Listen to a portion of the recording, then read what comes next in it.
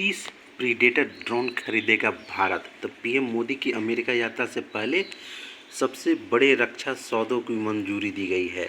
तो हम लोग अब देखते हैं कि ये चीज़ आखिर है क्या। ठीक है, प्रीडेटर ड्रोन आखिर है क्या, इसको समझेंगे कि यानी क्यों ज़रूरी है। तो देखिए, MQ-9B ड्रोन को भारत की राष्ट्रीय सुरक्षा और रक्षा ज़रूरतों की दृष्टि से महत्वपूर्ण माना जा रहा था। वर्तमान में भारत के पड़ोसी देश चीन और पाकिस्तान के रिश्ते की लिहाज बहुत ही ज़्यादा तनावपूर्ण है। तो इसलिए ये ड्रोन मिलने से सेना की ताकत बढ़ गई है और चीन के साथ लगती वास्तविक नियंत्रण रेखा पर भारत की निगरानी तंत्र में बड़ा बदलाव आएगा और चीज़ों पे बारीक से निगरानी रखी जा सकेगी।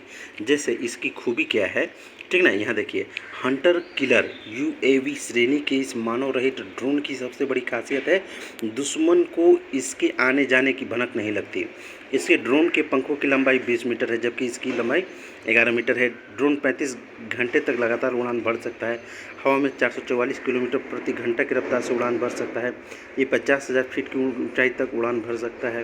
ड्रोन हेलफायर मिसाइल व बम समेत 1746 किलो के वजन को अपने साथ लेकर उड़ने की क्षमता रखता है। एक बार उड़ान भरने के बाद यह करीब 1900 किलोमीटर तक निगरानी कर सकता है। अन्य ड्रोन की तुलना में अधिक दूरी तक उड़ान भरने और किसी भी एयरक्राफ्ट की तुलना में मिशन को सफल पाने में अधिक सक्षम है। दिन हो या रात, स्काई गार्डियन और सी गार्डियन की मदद से यह किसी भी हालात में पूरी गति से साफ वीडियो प्राप्त कर सकता है।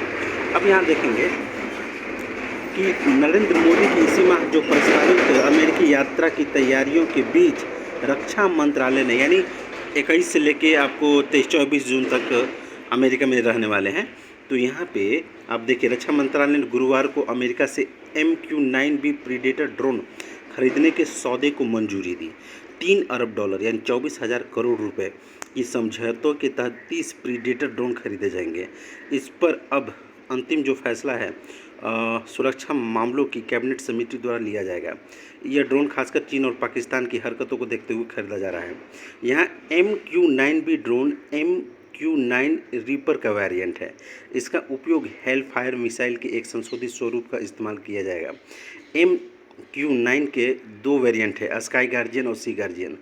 तो MQ-9 सी गार्जियन की खरीद को मंजूरी दी गई है।